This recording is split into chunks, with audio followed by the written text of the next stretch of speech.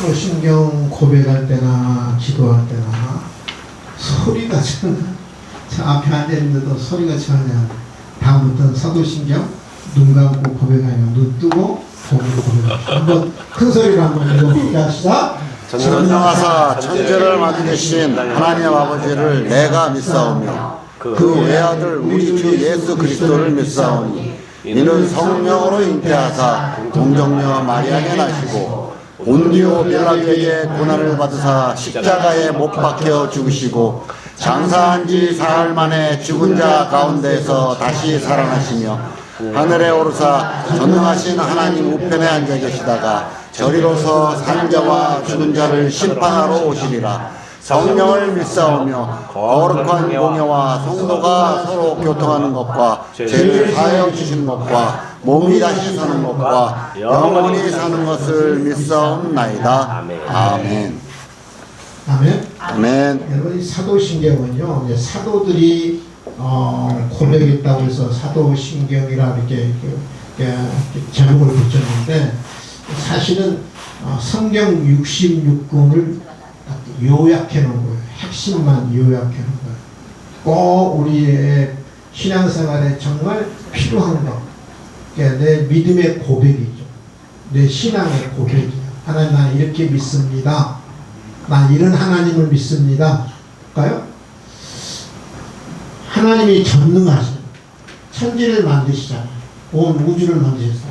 내가 그 하나님 아버지를 내가 믿는다면 내가 믿습니다.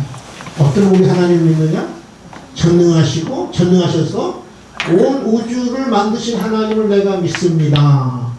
또 누구를 믿느냐면 성부의 하나님을 믿잖아요. 그 다음에 성자의 하나님, 그 애아들 우리 주 예수 그리스도를 내가 믿습니다. 예수님 누구냐면 전능하신 하나님의 외아들 예수 그리스도 내가 믿습니다. 바로 이분은 어떤 분이냐? 이분은 성령으로 잉태되신 분입니다. 동정녀 마리아에게서 나셨습니다. 그분이 본디오 빌라도 로마 총독 빌라도에게 고난을 받으사 십자가에 못 박혀서 죽으셨습니다. 근데 그분이 장례를 치른 지 사흘 만에 죽은 자 가운데서 다시 살아나셨습니다. 그 죽음으로 살아난 것을 마친 것이 아니라 하늘에 오르셨습니다. 전능하신 하나님 우편에 지금 앉아 계시다. 저희는 거기 하나님 우편으로부터 산 자와 죽은 자를 앞으로 심판하러 이 땅에 오실 분입니다. 성령을 믿습니다. 성부의 하나님을 믿습니다. 성자의 하나님을 믿습니다. 성령의 하나님을 믿습니다. 그리고 거룩한 공의를 믿습니다. 우리가 거룩한 공의거든요. 성도가 서로 교류하는 것, 교통하는 것, 교제하는 것을 믿습니다. 내 죄를 사해 주시는 것을 믿습니다. 내 몸이 다시 사는 것을 믿습니다. 부활한 것을 믿습니다. 또 내가 영원히 사는 것을 믿습니다. 이 사도신경 안에 다 들어있어요. 36권이, 66권이 성경. 아멘? 아멘. 볼까요? 성부 하나님을 믿습니다. 성자의 하나님을 믿습니다. 성령의 하나님을 믿습니다. 내가 성도들과 한 공회로 모여서 내가 서로 교제하는 것을 내가 믿습니다. 죄를 사해 주시는 것을 믿습니다. 몸이 다시 사는 것을 믿습니다.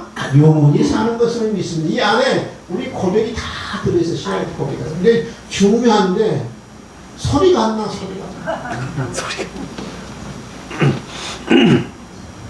다시 한번 큰 소리로 합시다. 전능하사 천지를 만드신 하나님 아버지를 내가 믿습니다. 그의 아들 우리 주 예수 그리스도를 믿습니다.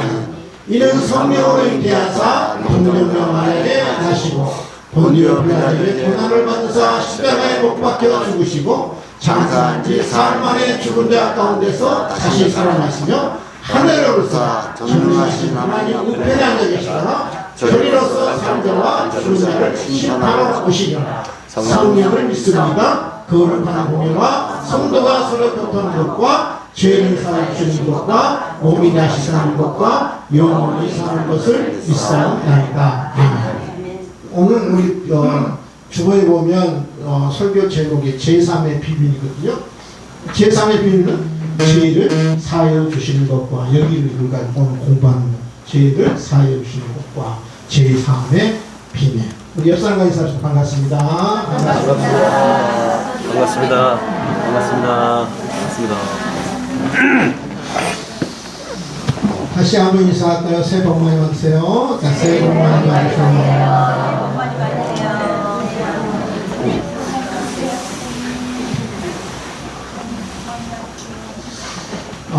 지금 우리가 사는 시대를 우리가 알아야 돼요. 지금 어떤 시대를 지금 살아가고 있는가.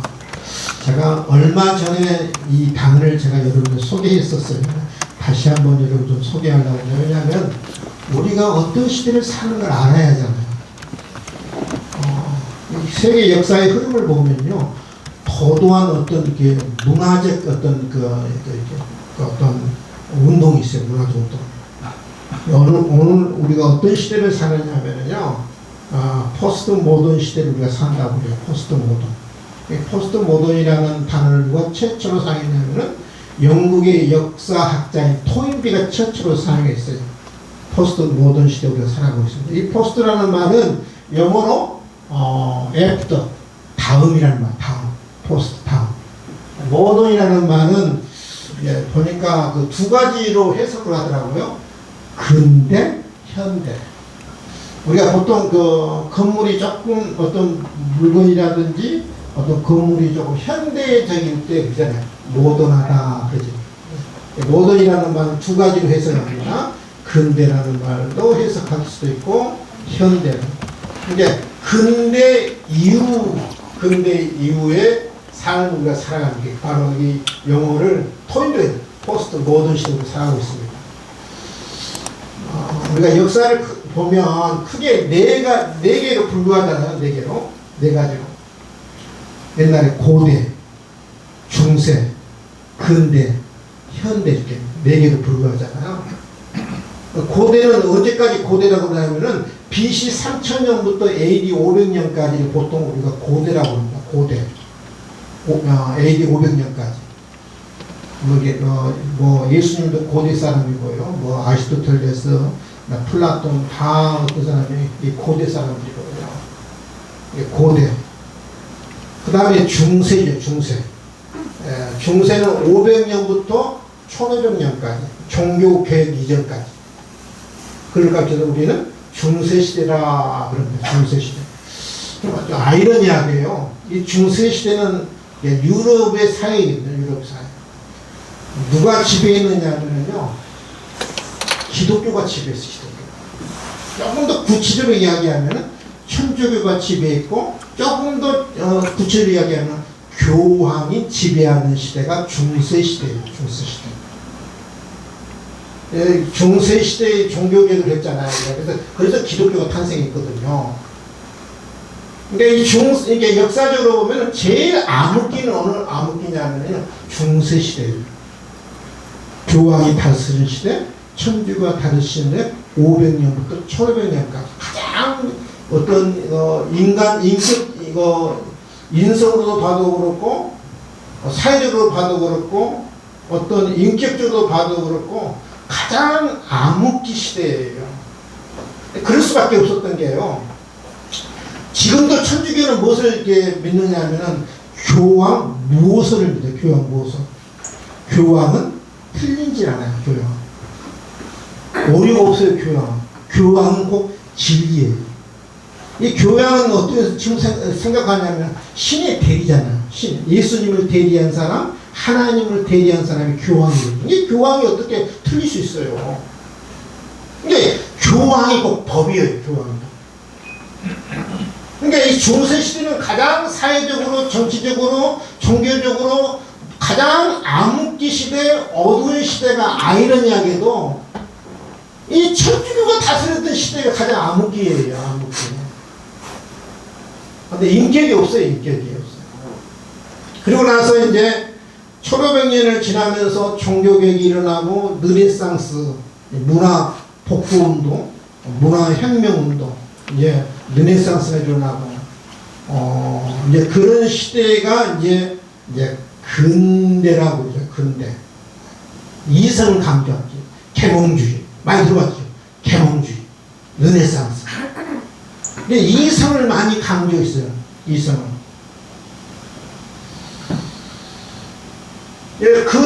거기서부터 1500년부터 1900 1950년도까지가 우리가 근대라고 그래요. 근대 이제 2차 세계대전이 끝날 때까지. 근대. 이성만 이제 계몽주의가 발달하고 계몽주의가 이 운동이 일어나고 문화혁명이 일어나고 르네상스가 일어나고 종교개혁이 일어나고 그러니까 우리가 이성만 우리가 조금 깨어지면 이 사회가 행복할 줄 알았어요. 이 사회가 행복할 줄 알았어요. 우리 인간이 행복할 줄 알았어요. 근데 여러분 이성 강조하다 보니까 이성의 어떤 한계성, 이성의 어떤 폭력성이 나타났어요. 그게 어디냐면 1차 세계대전, 2차 세계대전.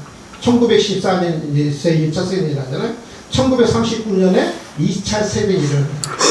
이성을 강조하다 보니까 이성만 이제 깨워주면 세상이 행복하고 세상이 화평하고 세상이 평화롭고 행복할 줄 알았는데 오히려 그 이성 때문에 제1차 세계대전이랑 2차 세계대전이 일어나니까 이성의 한계성, 이성의 폭력성이 일어나서 2차 세계대전이 끝나고 1950년대부터는 현대라고 그래요. 우리가 지금 현대 상황에서 1950 이전에 태어난 사람은 언제 태어났냐면 근대 태어난 근대 태어난.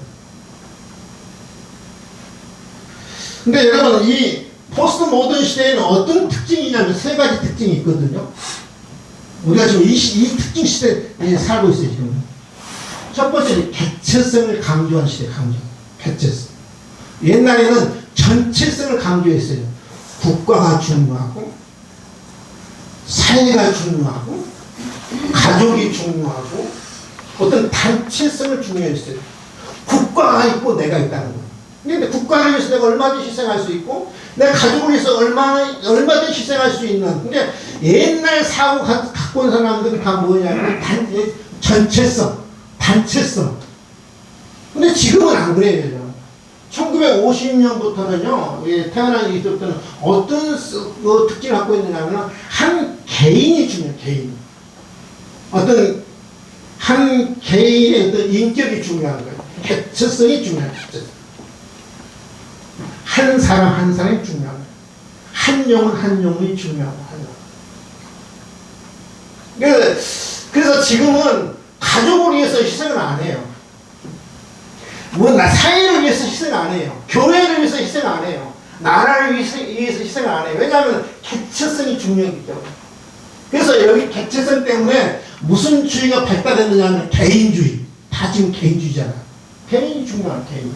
사회보다는 내 개인이 중요한 거고, 나라보다는 내 개인이 중요하고, 가족보다는 내 개인이 중요해. 지금 그 시대 속으로 살아가고 있어요. 그 시대의 흐름 속으로 살아가고 있어요. 왜 개인주의냐면 포스트 모던 시대예요.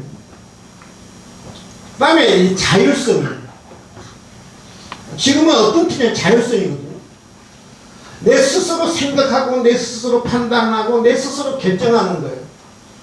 근데 옛날에는요 자율성 있기 때문에 타율성이잖아요.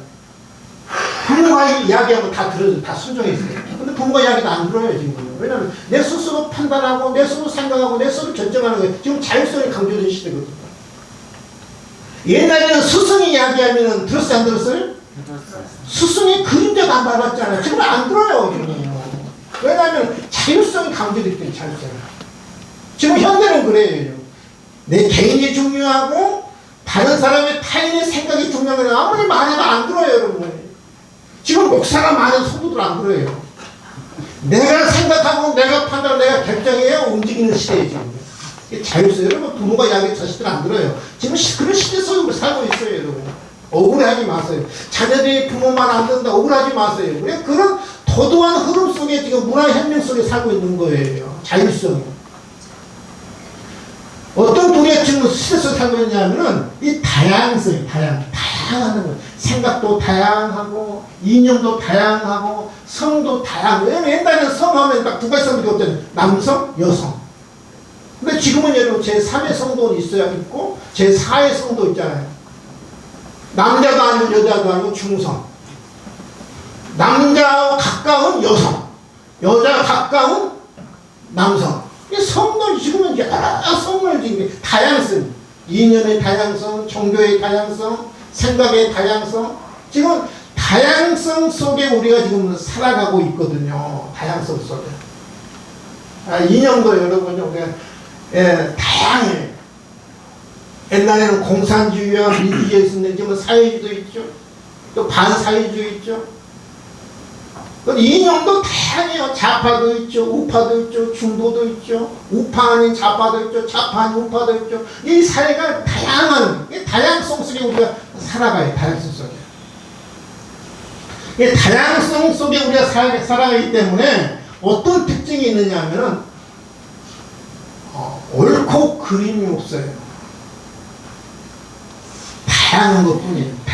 옳고 그름이 없어요. 옳고 그름을 따지지 말자. 다른 것만 있지 틀린 것은 없다. 지금 우리가 틀린 것은 없다. 다른 것만이다. 다양성. 다른 것만 있지 틀리지 않았다는 거지요. 그러니까 옳고 그름을 구분하지 말자. 따지지 말자. 죄는 없다. 그러니까 옳고 그름이 없어지니까 다양한 것만 있다. 죄인은 없다? 상처받은 사람만 있을 뿐이다. 왜 죄를 짓느냐? 어릴 때는 상처받은 것 때문에. 그러니까 이 죄를 짓는 것도 내가 걸로 보면 상처받은 것 때문에 죄를 짓기 때문에 나도 피해자다. 죄 짓는 사람도 피해자다. 그러니까 사람들 생각에 죄인은 없는 거예요. 지금 시대의 흐름이 그래요. 죄인은 없고 상처받은 사람만 있다. 극악무도한 죄를 지은 사람도 피해자다. 희생자다. 왜 그 사람들이 죄를 짓느냐? 그 상처 때문에 짓는다. 그러니까 오늘날 이 시대는 다양성 때문에 죄를 인정하지 않아요. 다를 뿐이지 틀리지 않았다는 거예요. 여러분 요즘 그러죠. 너 틀렸어 그러면 기분 좋아 안 좋아요? 너 틀렸어란 말을 요즘 못해요. 여러분. 왜냐면 다양하다는 거예요. 너 나하고 생각이 다른 것 뿐이야. 나 틀리지 않았어. 그러니까 요즘 자녀들한테 이거 누구한테 너 틀렸어 그러면 여러분 지금 인정을 안 해요. 여러분. 네 나하고 생각이 다를 뿐이야. 다양성. 그러니까 말도 안 되는 이야기를 해도 너하고 생각이 다를 뿐이야. 근데 옳고 그름이 여러분 지금은 사라져버린 시대에 있어요. 사라져버린 시대. 제가 볼 땐 도무지 이해 안 되는 말을 해도 그 통하는 시대예요. 통하는 시대. 왜냐하면 다양하다. 여러분 옳고 그름이 없다는 거예요. 틀릴 것은 없다는 거예요. 다른 것만 있다는 거. 그래서 죄인이 없다고요. 그런데 성경은 뭐라고 말하냐면은 이렇게 이야기합니다. 로마서 3장 10절에 기록된 바 의인 없나니 하나도 없어. 의인이 있다 없다? 의인이 있다 없다? 없어요. 그럼 누구만 있다? 죄인만 있어. 성경은 오늘날 우리 시대에 포스트 모던 시대에 살아가는 사람들은 다양성 때문에 틀린 것은 없어요. 죄인은 없어요. 잘못한 것은 없어요. 그냥 다양한 것 뿐이에요. 근데 성경은 뭐라고 말했냐면 의인 없다. 모두가 다 죄인이다. 죄인이다. 대부분이 죄를 이야기할 때 우리가 뭐 사회적 관점에서 도덕적 관점에서 우리가 생각합니다만은 그러니까 성경은 죄를 이야기할 때 근본적인 것을 제시하죠.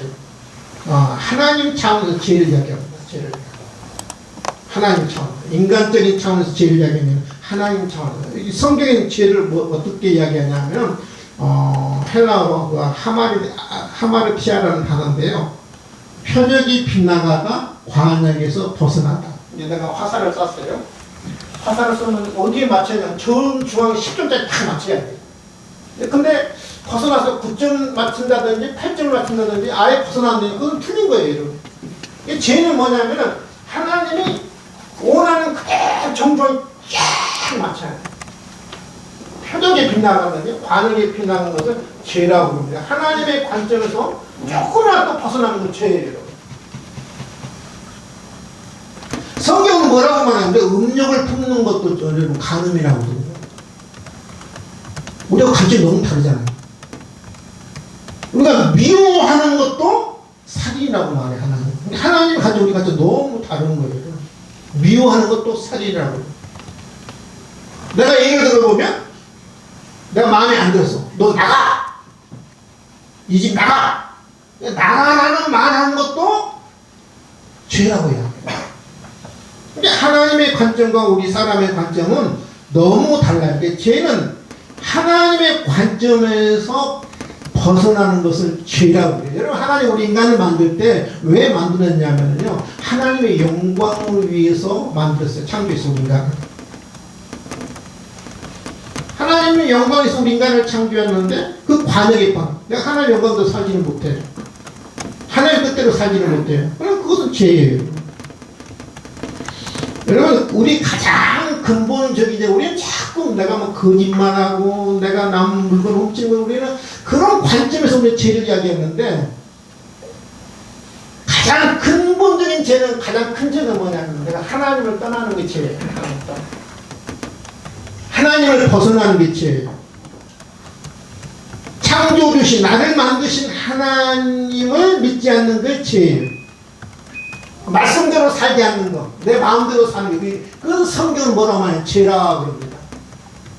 따라합시다. 내 마음대로 사는 것. 내 마음대로 사는 것. 이 관역은 뭐예요? 하나님 말씀이잖아요. 하나님 말씀대로 정확하게 살아야 하는데, 조금만 벗어나도 그 죄라고 이야기해요. 근데 우리 하나님의 말씀대로 살면, 조금 말씀대로 살지 않으면 그것도 죄라고 그래요. 생각해봤어요. 아니, 늘 우리 미워하잖아요. 그래, 안 그래? 안 그래? 저만 그러나요? 마치 여러분 아닌 것처럼 시절 딱 빼고 계십니다.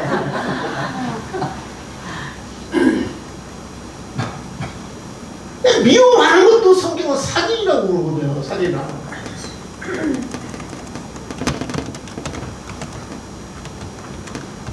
성경이 이렇게 이야기하고 있거든요. 로마서 3장 23절. 모든 사람이 죄를 범하였습니다. 모든 사람. 이 안에는 누구도 포함되며 나도 포함됩니다. 죄를 범하였습니다. 하나님의 영광이, 하나님의 기준에 벗어났다는 거죠. 하나님의 기준에 만족시키지 못하는, 하나님의 요구하는 기준에 미달했다는 말입니다. 모든 사람이 죄를 범하였으면 하나님의 원하는 기준에 내가 미달했다는 말입니다.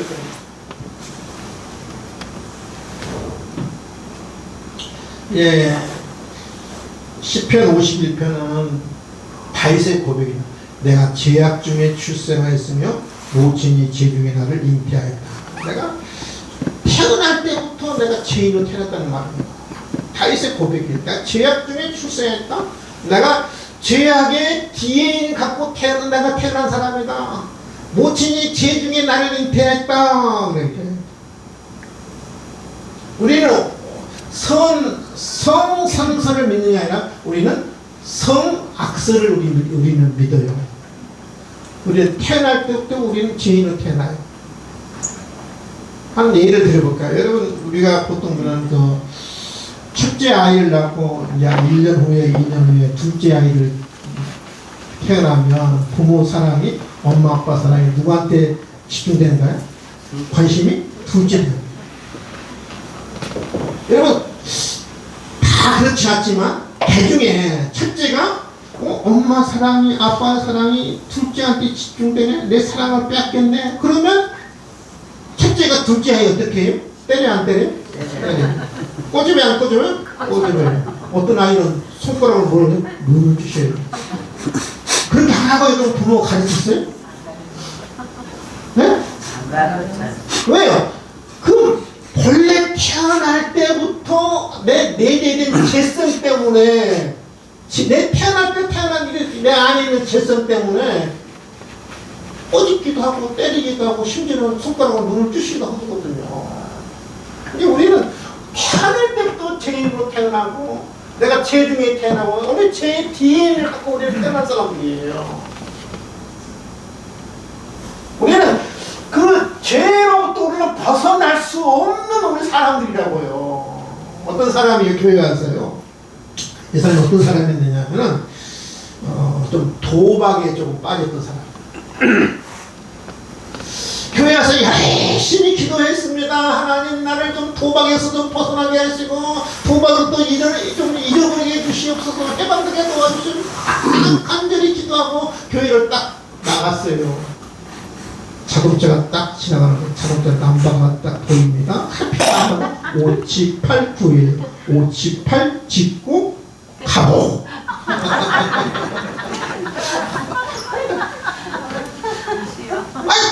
교회 와서 열심히 기도하고 농구를 해가지고 딱 들어보고 58 그러면 직전 몇이야? 뭐 그러면 58 하면 20을 됐잖아. 짓고 구하면 뭐예요? 가보잖아. 가보.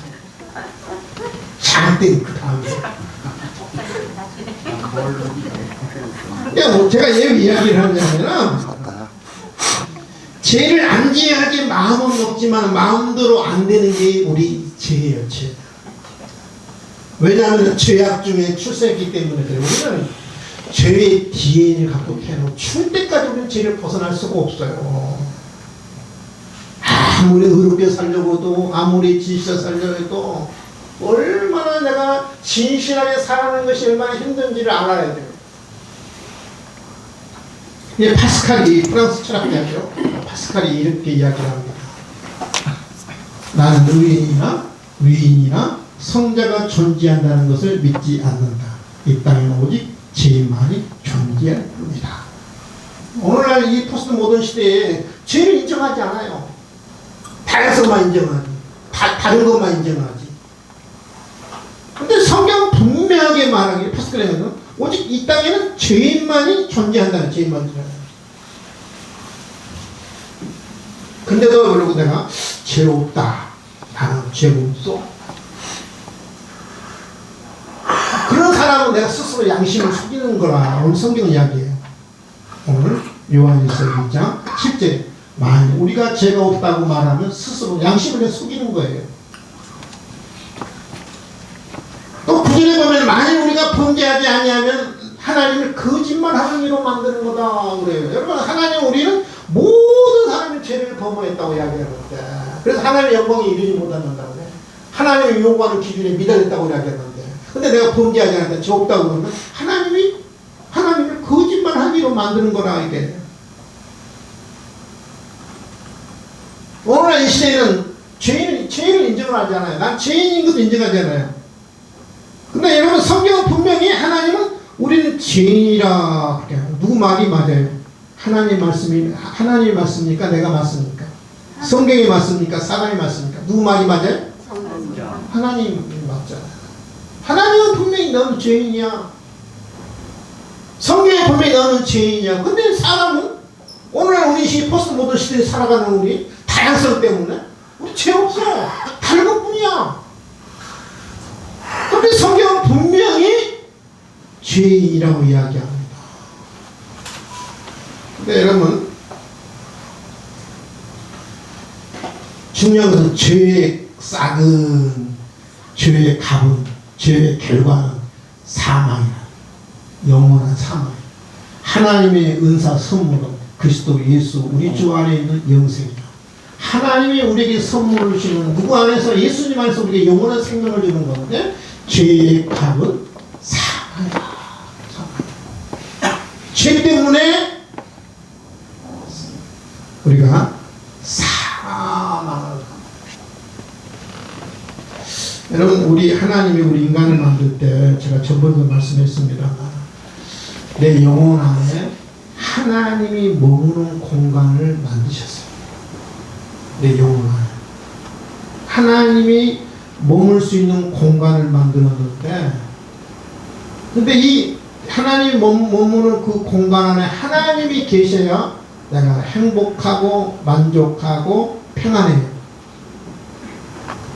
근데 하나님이 머무는 공간에 우리는 하나님으로 채우는 것이 아니라 우리는 자꾸 세상 것으로 채우려고 해요.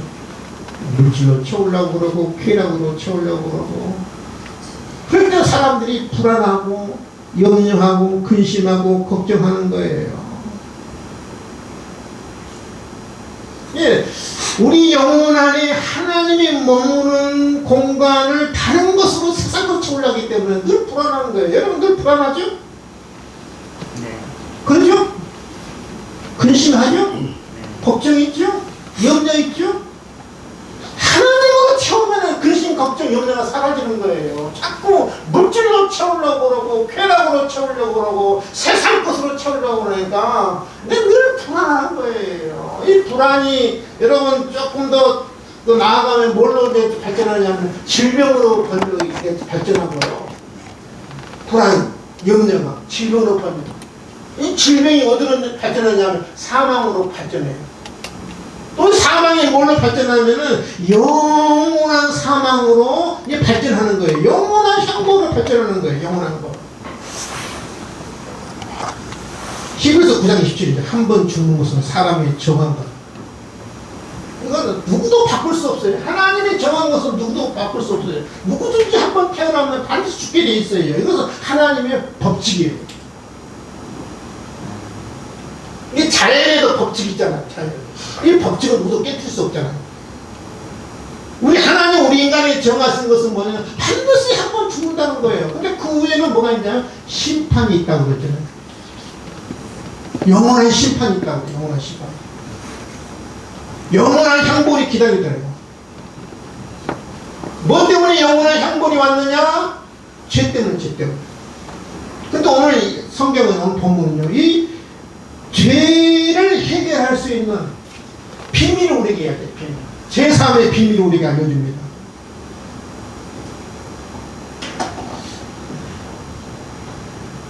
뭐죠? 콜라. 코카콜라 좋아하십니까? 고기 먹고 나서 반드시 난 코카콜라 마셔야 돼. 콜라 마셔야 돼. 손 들어보세요. 콜라.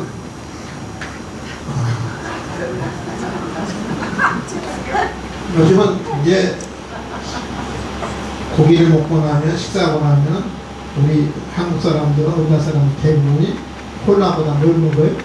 마셔요? 커피 마셔요. 옛날에는 밥을 먹으면 어디 갔어요? 노래방 갔어요. 옛날에 우리 교사들 노래방 갔다가 저한테 난리 났어요. 밤 12시에 가요.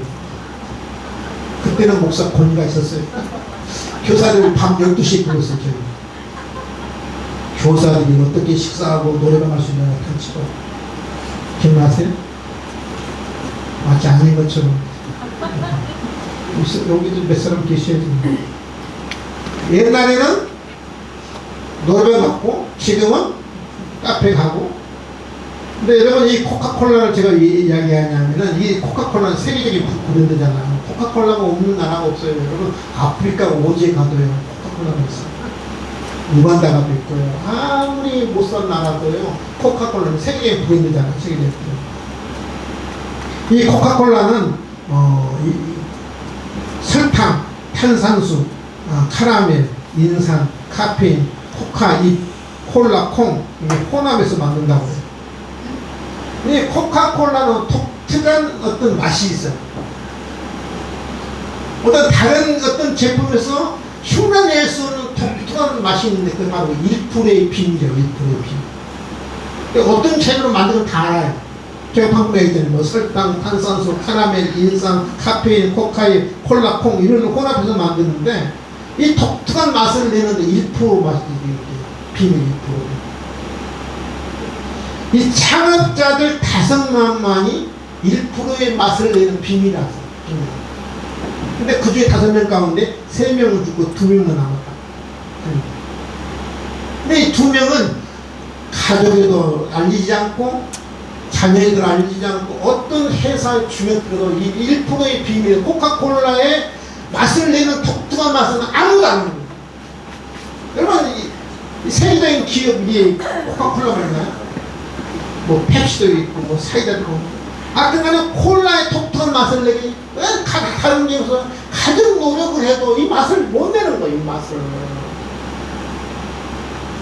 딱 2명만 근데 직원들에도 가족들에도 부부에게도 알리지 않는 거예요. 그 비밀. 여러분, 오늘 성경은 우리 제3의 비밀을 이야기해요. 제3 1%의 비밀. 우리가 죄를 사할 수 있는 유일한 비결이 뭐냐면 독특한 맛은 1%의 독특한 맛은 이 2사람만 아는데 이 성경만 성경만 우리에게 이야기해. 7절 8절입니다. 오늘 요한일서 1장. 그가 빛 가운데 계신 것 같이 우리도 빛 가운데 행하면 우리가 서로 사귐이 있고 그 아들 예수의 피가 모든 죄에서 깨끗하게 하실 것입니다. 조건이 있어요. 우리가 빛 가운데 행하면, 따라합시다. 빛 가운데 행하면. 빛 가운데 우리가 빛 가운데, 우리가 빛의 하나님이신 하나님의 자녀가 됐기 때문에 빛 가운데 행합니다. 하나님의 자녀가 되기 위해서 우리가 빛 가운데 행하는 것이 아니라 우리가 하나님의 빛이신 하나님의 자녀가 됐기 때문에 우리가 빛 가운데 행합니다. 빛 가운데 행하면 아들 예수의 피가 우리 죄를 깨끗해요. 누가? 예수의 피가. 가장 핵심입니다. 따라합시다. 예수의 피가. 예수의 피가. 예수의 피가. 팔 때도 같은 이야기는 만일 우리가 우리 죄를 자백하면 그는 신실한, 미쁘다는 말은 이쁘다는 말이 아니라 신실하시고 의로워서 우리 죄를 사하신다. 죄를 자백하면. 따라합시다. 죄를 자백하면. 죄를 자백하면. 죄를 자백한다는 말과 빛 가운데 행한다는 말은 같은 의미거든요. 죄를 자백한다는 말은 우리는 보통 이렇게 생각하거든요. 시인한다, 고백한다, 인정한다고 생각하고 우리가 하고 있잖아요. 자백한다, 인정한다. 하나님, 내가 죄인인 것을 하나님 앞에 고백합니다. 하나님, 내가 죄 지은 것을 고백합니다. 내가 인정하는 것이 고백이 아니에요. 내가 시인하는 것이 고백이 아니에요. 이 자백한다는 말은 무슨 말이냐면 한 걸음 더 나가서 하나님이 싫어하시고 하나님을 거슬리게 하나님이 미워하는 하나님이 싫어하는 하나님을 슬프게 하는 하나님, 내가 이 죄를 포기합니다 라는 의미가 있어요. 그냥 단순히 내가 하나님, 내가 죄인 것을 내가 자백합니다, 고백합니다, 인정합니다, 그게 아니라 하나님이 싫어하는 것을 내가 포기합니다. 하나님을 슬프게 하는 것을 내가 포기합니다. 하나님을 거슬리는 것을 내가 포기합니다 라는 것이 자백이에요. 우리가 죄를 자백하면 하나님이 싫어하는 것을 포기하고 내려놓고 하나님이 싫어하는 것을 내려놓는 사람에게는 우리 죄를 사하시고, 뭘 통해서 우리 죄를 사하시냐면 예수의 피로. 핵심이에요. 우리가 죄를 사할 수 있는 유일한 비밀은 뭐냐, 유일한 비결은 뭐냐면 예수의 피예요. 예수의 피. 믿으시면 하면 예수의 피예요. 성경에는요, 예수의 피라는 단어가 무려 700번 이상 나와요. 이 기독교의 핵심이 뭐냐? 십자가의 피고 예수 그리스도의 피예요. 예수 그리스도의 피.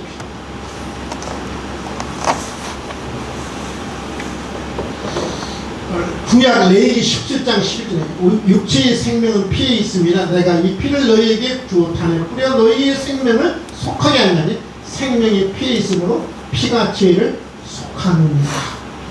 우리 죄를 깨끗게 하는 것은 피예요. 그래서 구약 시대에 내가 죄를 짓는 대신 나를 대신해서 양이 피를 흘려. 피 흘린다는 말은 생명이 어디 있어요? 피에 있어요. 피 흘린다는 말은 뭐예요? 나를 대해 피 흘린다는 말은 나를 대해 죽는다는 말이거든요. 이 피만이 우리 죄를 속하는 피만. 그래서 예수 그리스도의 피가 내 죄를 속한 거예요. 하나님께서요, 애굽에 살던 이스라엘 백성들을 구원하기 위해서 애굽 왕 바로에게 이스라엘 백성들을 보내라. 보내겠어요? 무려 200만이에요. 노예가 200만인데 노동력이 다 없어지니까 안 보내죠. 하나님께서 애굽의 바로에게 재앙을 냈죠. 10가지 재앙을 냈죠. 마지막 재앙이 모든 장래를 다 죽이는 재앙이에요. 하나님께서 이스라엘 백성과 애굽 백성을 어떻게 구분하느냐면요, 모든 장자는 다 죽어요.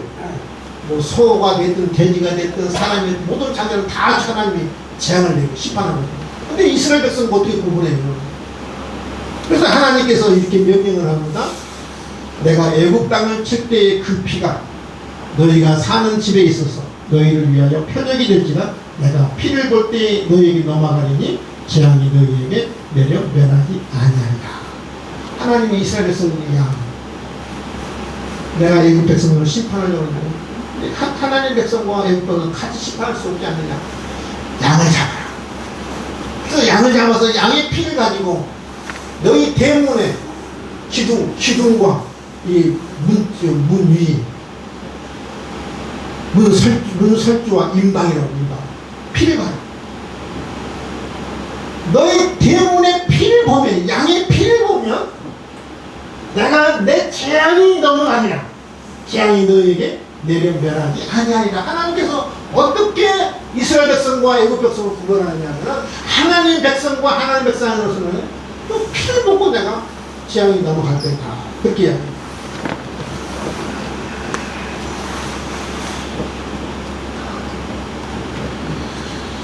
인자가 온 것은 우리 예수님입니다. 섬김을 받으려 합니다. 도리어 섬기려 하고 자기 목숨을 많은 사람의 대속만은 대신해서 죽는 재앙이죠. 내가 너희들 대신해서 목숨을 내가 주기 위해서 내 생명을 주기 위해서 내가 너희를 위해서 내가 피를 위해서 내가 이 땅에 왔다. 이거 마태복음 20장 28절이죠. 한번 다음 절 봅시다. 자, 시작. 인자가 온 것은 섬김을 받으려 합니다. 도리어 섬기려 자기 목숨을 많은 사람의 대속물로 주라. 내가 대신으로 죽게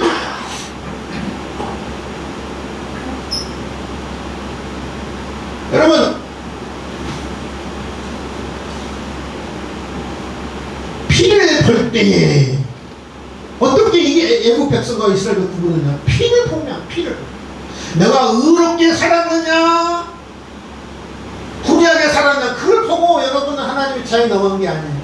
내가 성실하게 살았느냐 불성실하게 살았느냐 그걸 보고 하나님의 차에 넘어간 게 아니에요. 오직 무엇을 보고요? 피를 볼 때에 내가 넘어가겠다. 여러분, 하나님이 우리를 보실 때 무엇을 보고 여러분 우리를 영원한 생명을 주고 영원한 향물을 주냐면 내 마음 안에 있는 예수님의 피, 내 마음에 예수님의 피가 착수해 있으면 하나님의 재앙이 넘어가 하나님의 영원한 심판이 넘어가는 줄을 믿을 수 있기를 바랍니다. 나 안에 무엇을 본다고요? 피를 보는 거예요. 너 얼마나 성실하게 살았느냐, 신실하게 살았느냐, 의롭게 살았느냐, 그걸 보지 않아요, 여러분요.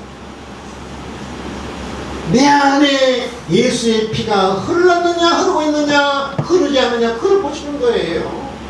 아멘? 아멘. 피를 볼 때, 피를 볼 때.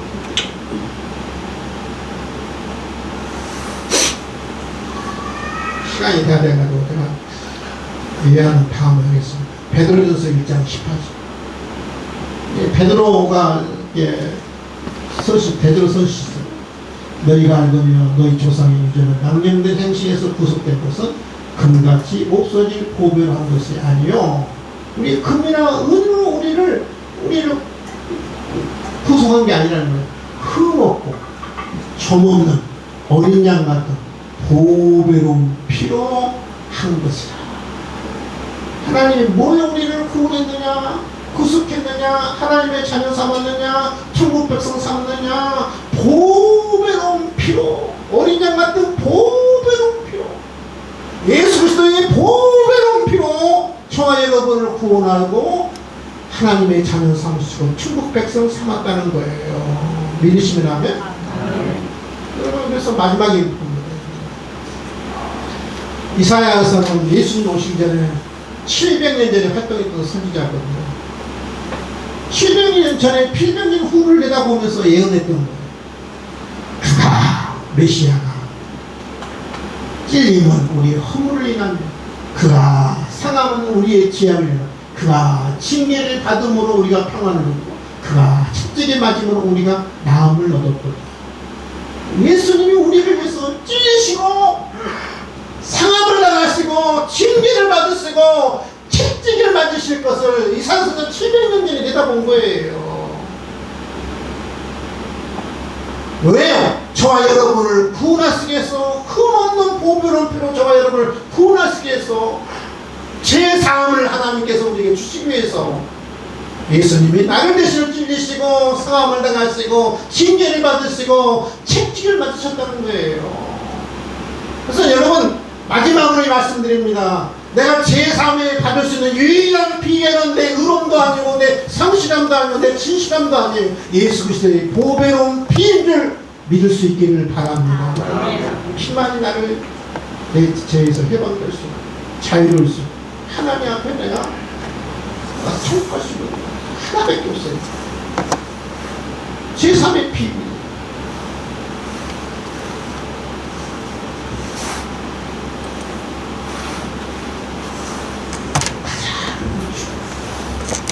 죄 때문에 불안해하고, 죄 때문에 염려하고, 죄 때문에 질병이 오고, 죄 때문에 사망이 오고, 죄 때문에 영원한 사망이 오고, 이 죄 싸움으로 받아주셨어요. 이 죄사함은 뭐예요? 하나님의 아들 예수의 보배로운 피로 말미암아 우리가 죄사함을 받았다는 거예요. 아멘. 이 비밀 때문에 우리가 예수를 믿는 거고, 이 비밀 때문에 교회를 다니는 거고, 이 비밀 때문에 내가 하나님 나와서 예배를 드리는 거예요. 이 비밀을 모르면, 이걸 모르면 교회에 나와도 아무 의미가 없고 꽝이에요. 여러분, 꽝이에요.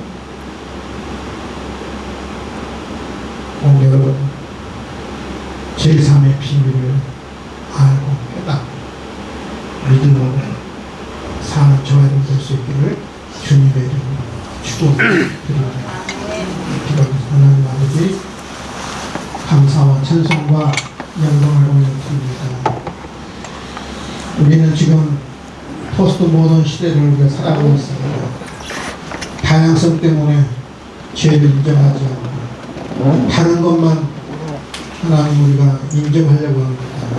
성경 모든 사람이 죄를 범하였음에 하나님의 영광에 이르지 못한다고 말씀합니다. 죄 때문에 불안하고 염려하고 근심이 오고, 죄 때문에 질병이 오고 사망이 오고, 죄 때문에 영원한 형벌이 오는데 하나님 이 죄의 문제를 해결하지 않고는 결코 우리가 하나님 앞에 설 수 없고 천국에 갈 수 없습니다. 하나님 제3의 비밀은 오직 하나밖에 없습니다. 예수 그리스도의 피가 내 마음에 적시하고 예수 그리스도의 피가 내 마음에 있어야 내가 제사를 받을 수 있는데, 하나님 오늘 여기에 참여한 모든 성도들 제3의 비밀을 깨닫고 감사하면서 돌아가는 복된 발걸음 될 수 있도록 축복해 주시옵소서. 감사하며 예수님의 이름으로 기도하옵나이다. 아멘.